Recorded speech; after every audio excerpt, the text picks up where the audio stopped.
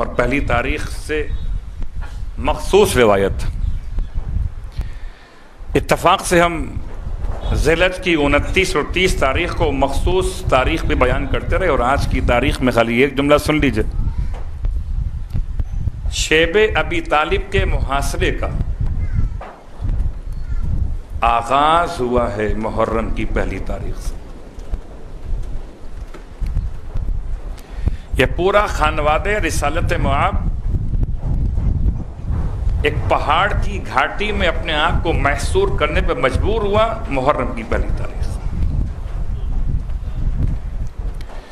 اور وہی کیفیت تھی کہ جتنا خوراک کا سامان سب ختم ہو گیا، اور ایسے وقت بھی آیا کہ بچے بھوک سے بلبلاتے تھے. یہی محرم کی پہلی تاریخ قصر بنی مقاتل پر امام کا کاروان پہنچا. محرم کی پہلی تاریخ، اور امام علیہ السلام کا کاروان 2 محرم کو کربلا میں وارد ہوا. منزل شراف سے آگے بڑھے تھے. منزل ذو حسن پر امام کی ملاقات. منزل شراف سے جب آگے بڑھ رہے تو امام نے ارشاد فرمایا تھا اپنے جوانوں سے کہ جتنا پانی بھر سکتے ہو بھر لو. ایک ایک منزل کا تذکرہ. منزل شراف پر پہنچے تھے، ہفتے کا دن تھا، ذی الحجہ کی 21 تاریخ.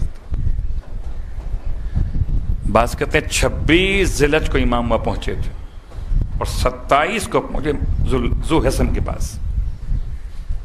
اور منزل اشراف سے جب آگے بڑھے تو اتنا زیادہ پانی بھرا گیا ہے کہ لوگ حیران تھے کہ مولا نے کس عمل کی خاطر اتنا پانی جمع کر دیا. لوگ نہیں جانتے تھے.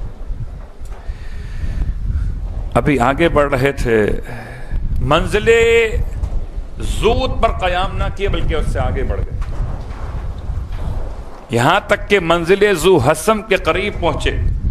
ذو حسن اصلاً ایک چھوٹا سا قلعہ نما انداز تھا جس میں امام نے چاہا کہ یہاں قیام کیا جائے، کیونکہ لشکر کو امام اور امام کے ساتھی ملاحظہ کر رہے.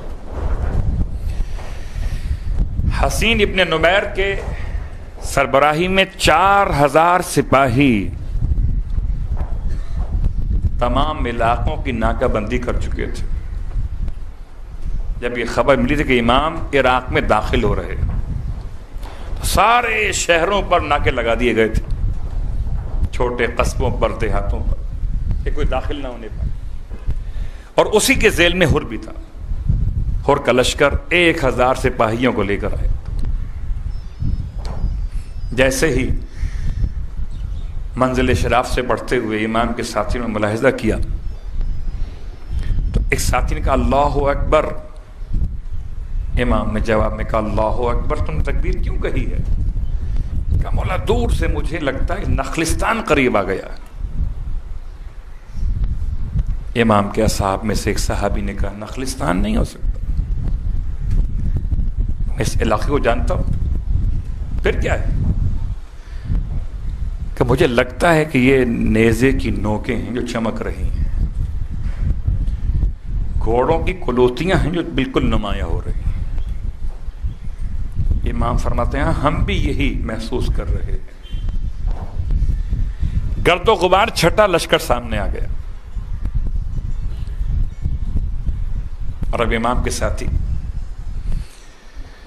امام فرماتے ہیں بھائی عباس، لشکر بہت پیاسا ہے، جو پانی وہاں بھرا گیا تھا نا، اللہ اکبر کیا انتظام ہے. میں حیران ہوں واقعا. مجلس میں آنے والے بعد میں آتے ہیں اور پانی کا انتظام پہلے کیا جاتا ہے. پانی پینے والے بعد میں آئے تھے اور مشکیزیں پہلے بھر لیے گئے تھے. بھائی عباس، مشکوں کے دہانے کھول دیے جائیں. علی ابن طیان کہتا ہے کہ میں سب سے آخر میں تھا، مجھ سے چلا نہیں جا رہا تھا، میں سب سے آخر میں متصل ہوا. تو مجھ سے امام نے دیکھ کے فرمایا انخ ان نخلا، اونٹ کو بٹھا کر پانی پی لے۔ کہتا ہے میں نے اونٹ کو بٹھایا جس پر مشقیں لگی ہوئی تھیں امام کے کاروان کی، اور جیسے ہی مشق کا دہانہ کھولا مجھ سے پکڑا نہیں گیا، اتنی شدید پیاس تھی کہ پانی دائیں نکلتا تھا بائیں نکلتا تھا۔ اس منظر کو دیکھ کر حسین میرے قریب آ گئے، فرمایا اطمینان سے پیو، ہم تھام لیتے ہیں مشکیزے کو۔ اللہ اکبر، یہ ہور کا لشکر ہے کہ جو امام سے ملاقات کر رہا ہے۔ اب سب کو سیراب کر دیا تو امام ذو حسن پر ایسے مقام پر قیام پذیر ہوئے جو چاروں طرف سے محفوظ مقام ہے، سامنے ہر کا لشکر ہے۔ یہاں تک کہ نماز ظہر کا وقت ہو گیا، امام نے اپنے فرمایا مؤذن سے حجاج اذان ہو، پھر فرمایا کہ اقامت کہو، اقامت ہو، کہ ہر تو اپنے لشکر کو نماز پڑھا، ہم بھی نماز پڑھ لیتے ہیں پھر بات کرتے ہیں۔ امام نے 3 خطبے دیے ہیں اس موقع پر، اللہ اکبر، وہ تمام خطوط دکھائے ہیں۔ سمعان بن عقبہ سے کہتے تھے اٹھا کے لاؤ 2 تھیلے خطوط کے، سب رکھے اور کے سامنے، اور کہتا ہے مجھے تو اتنا حکم ملا ہے کہ میں آپ کو یہاں سے کہیں اور جانے نہ دوں۔ تب امام نے فرمایا تھا اور کیا کرتا ہے، تیری ماں تیرے ماتم میں بیٹھے۔ عزیزو، اگر کوئی کسی کو پانی پلائے تو کوئی اور احسان یاد رہے نہ رہے، مگر پانی کا احسان تو یاد رہتا ہے۔ اور اتنا کریم تھا آقا حسین، جب ہور کو پانی پلا دیا، اور یہ جملہ امام فرماتے ہیں اچھا میں واپس چلا جاتا ہوں، تم نہیں چاہتے کہ میں یہاں پر آؤں، مجھے بلایا گیا تھا، واپس چلا جاتا ہوں۔ امام سوار ہونا چاہتے ہیں واپس جانے کے لیے، نہیں آپ کو واپس نہیں جانے دیں گے۔ ہور نے کیا کیا تھا، ہور نے امام کے راستے بلاک کیے تھے کہ آپ کو نہ وہاں جانا ہے نہ وہاں جانا ہے نہ وہاں جانا ہے، آپ کو ہمارے ساتھ چلنا ہے۔ ذی الحج کی 27 تاریخ سے ہر امام کو گھیرے میں لیے، جب امام نے ارشاد فرمایا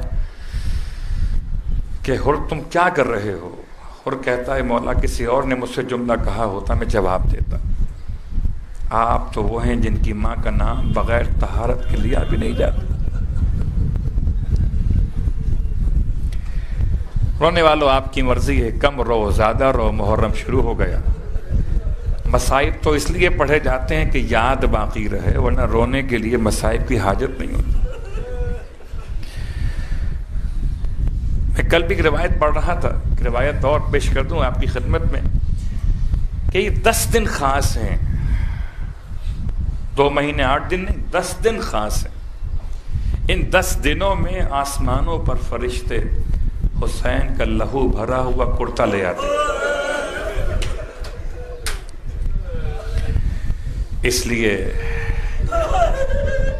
آپ کی کیفیت تبدیل ہو جاتی ہے۔ پورے سال کوئی متوجہ نہ ہو، 2 مہینے 8 دن نہ متوجہ ہو، مگر 10 دن ایسے ہوتے ہیں کہ ان میں متوجہ ہو جاتا ہے۔ اگر کہیں کوئی محبت حسین اس کے نسب میں پائی جاتی ہے۔ اجرکم علی اللہ، عزادارو، عجیب جملہ ہے، ہر روز پڑھیے، مگر پہلی محرم خاص طور سے امام کی روایت مکمل کروں جو میں نے 2 دن مکمل بیان کی، اس کا ایک حصہ باقی۔ فرمایا تھا یبنا شبیب، اے شبیب کے بیٹے، اگر تو چاہتا ہے ان سرکا ان یکون لکا من الثواب مثل ما لمن استشہد مع الحسین، کہ تجھے اتنا ثواب ملے کہ جتنا ان کو ملا کہ جو مولا حسین کے ساتھ شہید کیے گئے، تو قل متا ذکرتہ، وہ جب بھی تجھے یاد آئے حسین کے ساتھیوں کی، مولا حسین، تو کہا کر یا لیتنی کنت معہم فافوز فوزا عظیما، کاش میں ان کے ساتھ ہوتا تو میں عظیم کامیابی کو حاصل کر لیتا۔ ہر دن پڑھیے یا لیتنی کنت معکم، اگر متوجہ کریں صیغہ مخاطب پڑھیے، ورنہ یا لیتنی کنت معہم اگر صرف تصور کریں وہ کربلا والے، کاش میں ان کے ساتھ ہوتا، فافوز فوزا عظیما۔ امام فرماتے جو اس جملے کی تکرار کرے خدا اسے اتنا ثواب دیتا ہے جتنا ان کو ملا تھا جو مولا حسین کے ساتھ شہید کیے۔ السلام علی الحسین